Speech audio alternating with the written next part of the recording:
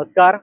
आपल्या राजाचं स्मारक आपल्या राजधानीमध्ये असावं आणि ते महाराष्ट्रामध्ये देशाची आर्थिक राजधानी जी आहे मुंबई येथे आपल्या राजाचं स्मारक असावं आणि अशी घोषणा वेगवेगळ्या पक्षातल्या लोकांनी केली होती.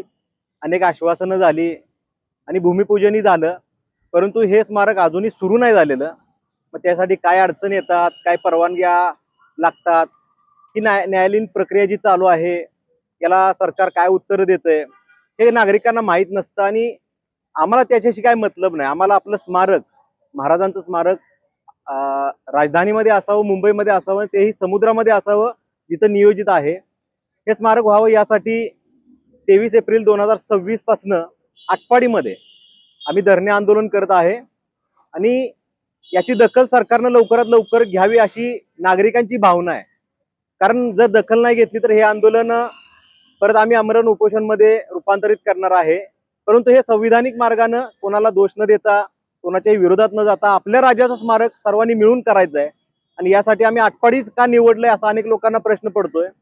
कारण इथंच आम्ही हे आंदोलन चांगल्या पद्धतीनं करू शकतोय. मुंबईमध्ये जाऊन तितका खर्च आम्ही पेलू शकणार नाही, तिथं राहण्याची अडचण येऊ शकते. आणि आटपाडीमध्ये अनेक वेगवेगळ्या पक्षाची लोक, वेगवेगळ्या समाजाची लोक इथं येऊ शकतात.